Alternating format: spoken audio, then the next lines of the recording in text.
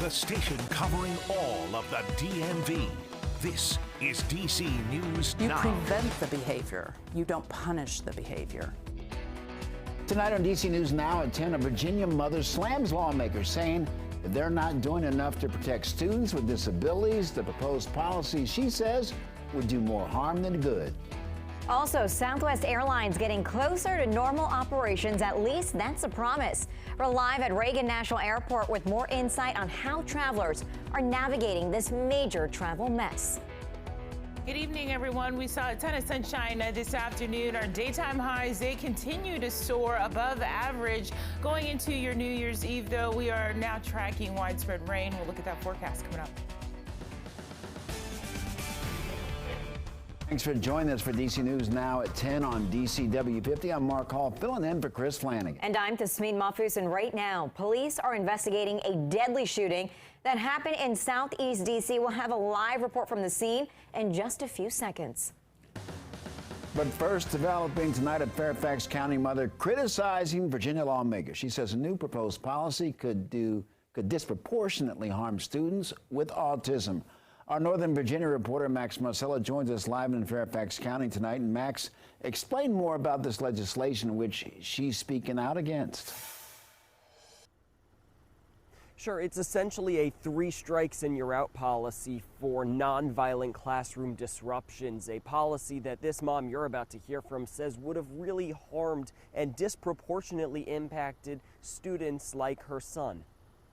I hear the mantra is listen to parents, but as the parent of a high support needs disabled child, I don't think I'm being listened to. Jennifer Litton-Tidd fears Virginia lawmakers are about to respond to the needs of students with autism in the wrong way. They're considering a policy that could reverse some of the changes Fairfax County made when it settled a lawsuit Litton-Tidd filed. It addressed seclusion and how her son with autism was treated. You can't change molecules by punishing people. House Bill 1461 was pre-filed just before Christmas by these 2 delegates, Bill Wiley, who represents areas in and around Winchester, and Buddy Fowler, whose district includes parts of Spotsylvania County. The bill mandates all school districts in Virginia implement a 3-strike system for nonviolent disruptive behavior, immediate removal for any violent disruptive behavior, and prohibits anyone from holding a teacher liable for taking actions to control a physically disruptive or violently disruptive student. Anyone who is yet to be diagnosed will not be protected from the punishments in this law. Although the proposal says it does not apply to students with disabilities because of state and federal guidelines, Litton-Tidd is worried because of how many students don't have a formal diagnosis, especially black students with autism. Studies show their diagnoses are typically delayed by 3 years. And this law, like so many others, is dehumanizing, will be traumatizing. It punishes children for being autistic, ADHD, neurodivergent, and other mental health conditions. And tonight we've reached out to the 2 delegates who are proposing this bill, asking what they hope this legislation would accomplish. We haven't heard back. When we do, we'll update the story on DCNewsNow.com. Meanwhile, it's still unclear how likely it is this bill passes. Of course, Virginia right now with a divided government. Reporting live in Fairfax County, Max Marcella, DC News Now. Max, thank you. And new tonight, scary moments for a family in Prince George's County. A child was hurt after they accidentally fired a gun inside a Temple Hills apartment. Now, we have very limited information right now, but what we can tell you, that child only had a grazed wound and nobody else was hurt. Now, police say they arrived at the apartment on Southern Avenue. They say the child was playing with the gun when it went off. The incident took place around 2 o'clock this afternoon. That child was taken to the hospital for treatment. Now, gun safety is always important, but it's even more critical when there are children in the home. Now, according to safekids.org, it's best to keep guns out of reach of children by storing them securely. Be sure that where you store your gun, the safe has a locker code. Make sure the gun is not loaded and has a child safety lock as well. Also, talk to your children about gun safety and the dangers of playing with guns. Now, in this incident, police are still investigating how the child got the gun and who it may belong to. Well, it does mean we're getting closer to the weekend, and if tomorrow is a repeat of today, we're in good shape. Yeah, we're all going to be really happy. Let's check in with our chief meteorologist, Jessa Webb. Hey there, Janessa. Actually, there's going to be kind of a change, and it's really beneficial change with limited cloud coverage and warmer temperatures tomorrow. So this is just like icing on the cake weather-wise. We're going to hit our apex tomorrow afternoon with daytime highs across the board, going to be in the 60s. Typically 60s, we're talking about March feel into April, and so it's a spring vibe that we are going to be sitting in as we go into the start of your weekend. 38 right now under clear skies across most of the district. A few clouds that are lingering out towards southern Maryland into Washington County. For the bulk of us, though, we'll remain on the clear side with a southerly flow that's really light at this point, and really our overnight lows are going to be a lot warmer compared to about 36 hours ago. Highs today 56 for the district,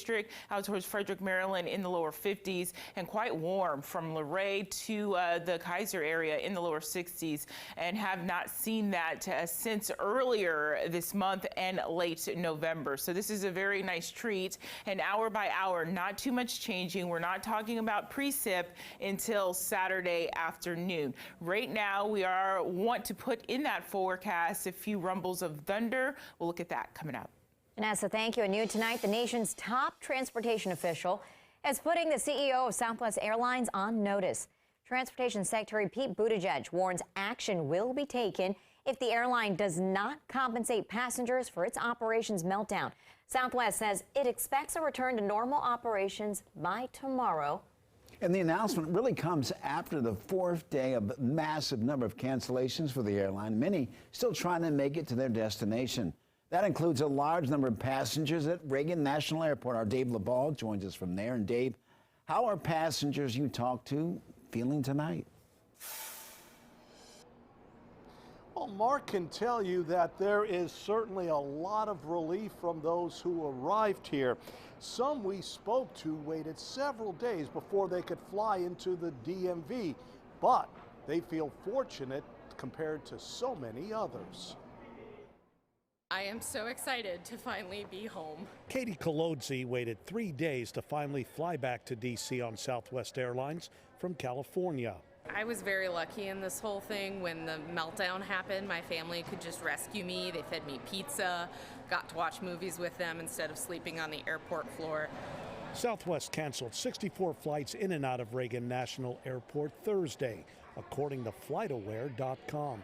The airline has canceled roughly 13,000 flights nationwide since the problem started Monday. The meltdown created a financial strain on many people who had to pay for hotels, food, and other needs.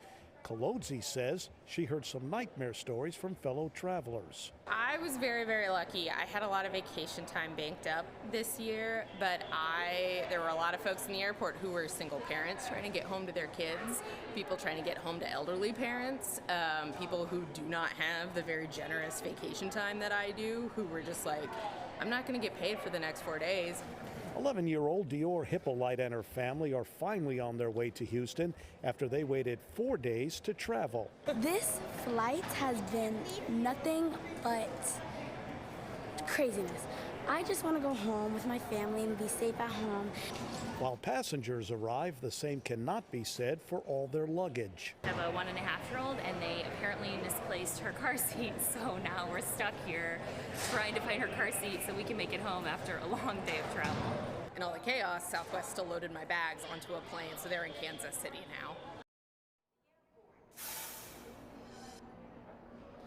Kolodzi expects her bags to arrive back home over the weekend. Meanwhile, FlightAware reported 7 cancellations by Southwest at Dulles International and 189 cancellations at Baltimore Washington International Airport. We're live at Reagan National. Dave Laval, DC News Now. Dave, thank you. Just ahead, a shakeup could be coming to law enforcement in Montgomery County, Maryland.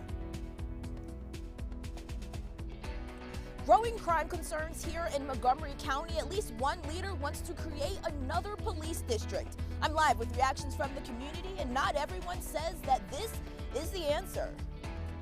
Plus, a health alert tonight as hospital beds are almost full in much of the DMV, and cases of RSV, flu, and COVID are expected to surge after New Year's. Details just ahead. And our weather pattern continues to really go up and down. We're going to have a few dry days and then rain really taking over next week. I have your extended forecast coming up.